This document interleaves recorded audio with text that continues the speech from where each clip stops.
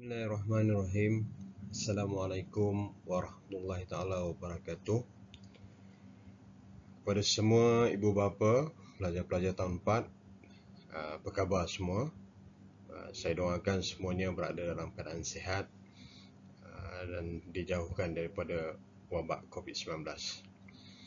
Baiklah tuan-tuan dan puan-puan sekalian, sebenarnya saya diarahkan untuk menyediakan taklimat ini untuk maklumkan kepada tuan-tuan dan puan-puan berkenaan dengan bantuan pinjaman peranti komputer kepada pelajar-pelajar di Sekolah Kebangsaan Federal Loyang Selatan ni. Jadi untuk makluman tuan-tuan dan puan-puan sekalian, pelajar yang menerima bantuan peranti komputer ni adalah pelajar tahun 4. Pelajar tahun 4. Untuk tahun 5, tahun 6 tu setakat ni tak ada lagi. Jadi kita tunggulah, kalau katakan ada bantuan pinjaman ini, kita akan salurkan kepada tuan-tuan dan puan-puan. Jadi untuk pelajar-pelajar yang layak untuk menerima bantuan peranti komputer ini adalah pelajar-pelajar B40 dan juga M40.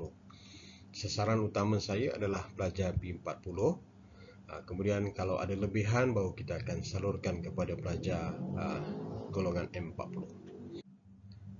Baiklah, tuan-tuan dan puan-puan sekalian, program bantuan peranti komputer ini dipanggil program cerdik. Dia di bawah Yayasan Hasanah. Yayasan Hasanah yang mana sasaran utama dia macam saya katakan tadi adalah murid-murid di bawah B40. Okey. Jadi sekarang ni kita berada pada kumpulan sekolah lah. Maknanya saya selaku pengurus sekolah menyampaikan taklimat ataupun maklumat ini kepada tuan-tuan dan puan-puan untuk kita hayati bersama dan kita fahami bersama, dan kita akan laksanakan segala bentuk taklimat dan arahan daripada pihak kementerian ini.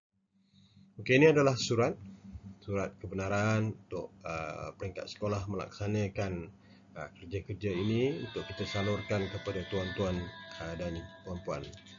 Okey, ini adalah punca kuasa daripada pihak pengurusan maklumat Bahagian Pendidikan Malaysia dan juga pengurusan sekolah harian BPSH. Tuan-tuan dan puan-puan boleh baca je dekat sini ya. Okey. Okey, ini cetak alir yang kita gunakan untuk kita menyampaikan bantuan ini kepada tuan-tuan dan juga puan-puan sekalian. Okey, tuan-tuan boleh bacalah dekat sini sebab ni dia banyak, saya tak nak panjang-panjang sangat lah. Dia punya tu yang mana tuan-tuan boleh baca, tuan-tuan dan puan-puan boleh baca, tuan-tuan dan puan-puan boleh baca je lah. Okey, baik. Kita masuk kepada bahagian pengurusan peranti komputer ini. Okey. Pertama, jawatankuasa bantuan murid sekolah. Peranti ini kita dah tubuhkan di peringkat sekolah. Okey, sekarang ni kita dalam proses untuk mengagihkan peranti ini kepada pelajar-pelajar, kepada tuan-tuan dan puan-puan sekalian. Okey. Kemudian dekat sini dia ada beberapa bahagian lah. Contohnya ada taklimat. Sekarang kita tengah buat taklimat. Kemudian kita akan buat pendaftaran, kita akan buat penyimpanan, pengagihan, pemulangan, perpindahan, pertukaran, kes berhenti sekolah, buang sekolah dan sebagainya. Kemudian kita ada penyelenggaraan, dan kita ada juga kehilangan dan kerosakan peranti. Apa yang kita perlu buat sekiranya keadaan-keadaan ini berlaku. Okey. Okey, untuk makluman tuan-tuan dan puan-puan sekalian, kita akan gunakan borang PB1 dan PB2.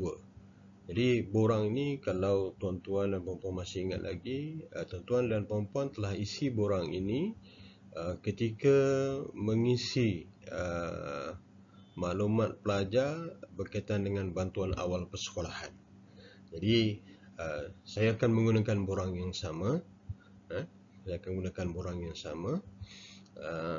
Yang mana borang ini nanti apabila tuan-tuan dan puan-puan sampai ke sekolah untuk menerima peranti ini, tuan-tuan akan tanda tangan sekali lagi pada borang ini.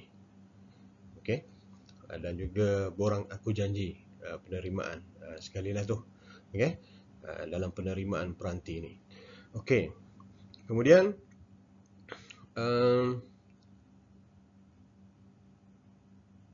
ada juga borang pemulangan. Borang pemulangan ni nanti apabila katakan pelajar dah habis sekolah atau pelajar pindah sekolah, peranti ni kena diserahkan kepada pihak sekolah semula. Okey, dan kita akan ada satu lagi borang. Okey. Kemudian yang seterusnya adalah, okey, untuk makluman tuan-tuan dan puan-puan, penyerahan peranti ini adalah dalam fasa yang keempat. Okey. Jadi tujuan peranti ini macam saya katakan tadilah, untuk membantu anak-anak tuan-tuan dan puan-puan sekalian untuk menjalani PDPR, pembelajaran di rumah. Okey. Jadi apa yang tuan-tuan dan puan-puan kena maklum tentang peranti ini adalah, peranti ini adalah pinjaman. Pinjaman ni maksudnya dia sama macam buku teks. Dia sama macam buku teks. Bila kita pinjam, kita pergi pinjam, nanti pada akhir tahun kita akan kutip semula. Okey. Nanti bila awal tahun depan kita akan serahkan semula kepada pelajar yang seterusnya ataupun pelajar yang telah ditetapkan. Okey. Jadi tuan-tuan dan puan-puan kena pastikan peranti ini dijaga dengan baik. Dijaga dengan baik. Maksudnya kena jaga tu macam jaga harta sendirilah. Jaga harta sendiri. Sebab selepas anak-anak tuan-tuan dan puan-puan gunakan, mungkin pada tahun akan datang anak-anak orang lain pula akan gunakan. Okey. Okey. Kemudian sekiranya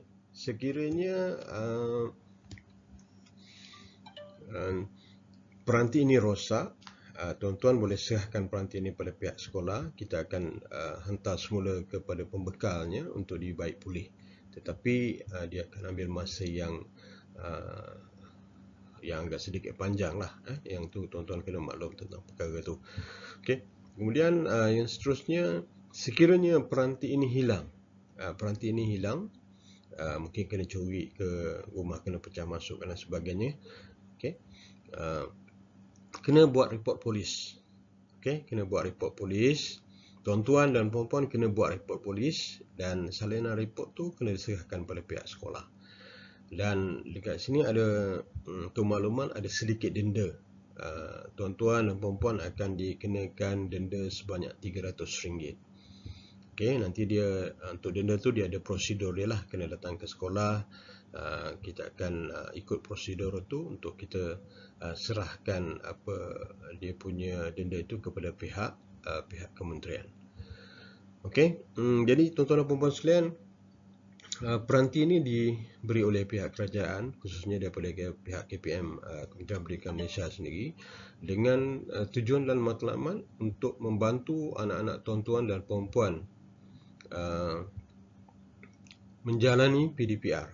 Yang kita sedia maklum, hari ini mungkin kita tak tahu sampai ke akhir tahun ke, sampai ke bulan 8 ke, bulan 9 ke, kita masih lagi menjalani PDPR ni, kita tak tahu. Kita bergantung kepada pengumuman ataupun arahan daripada pihak kementerian dan juga pihak Majlis Keselamatan Negara. Jadi ini adalah bantuan yang kita salurkan kepada pelajar-pelajar untuk PDPR ini dapat berjalan dengan lebih baik. Okey. Jadi sekiranya ni maklumat tambahan yang lain, sekiranya tuan-tuan dan puan-puan di rumah telah ada peranti dan rasanya mungkin peranti itu cukup untuk keluarga tuan-tuan dan puan-puan, kalau tuan-tuan puan-puan nak menolak, boleh terus berhubung dengan pihak sekolah. Okey. Jadi sedikit maklumat yang boleh saya kongsikan dengan tuan-tuan dan puan-puan sekalian berkaitan dengan peranti ini, penyerahan peranti ini yang kita akan jalankan pada hari esok 22 Jun 2021. Okey, harapan saya tuan-tuan dan puan-puan yang menerima, anak-anak yang menerima peranti ini boleh menggunakannya dengan baik untuk tujuan-tujuan pembelajaran di rumah dan juga menjaganya dengan baik supaya peranti ini boleh digunakan pada masa-masa akan datang. Satu lagi maklumat tambahan yang saya nak bagi maklumkan kepada tuan-tuan dan puan-puan sekalian adalah peranti ini dibekalkan sekali bersama dengan dongle dan juga ataupun istilah kata dengan line internet. Line internet Celcom. Jadi nanti kita akan aktifkan pada hari hari esok, dan pengaktifan ini hanya boleh dilakukan oleh ibu bapa ataupun penjaga saja. Maksudnya pendaftaran talian internet ini adalah menggunakan nama ibu ataupun IC ibu ataupun bapa ataupun penjaga. Sebab pelajar walaupun dia ada MyKid tapi dia tak boleh nak didaftarkan. Tak boleh nak didaftarkan. Dia kena daftarkan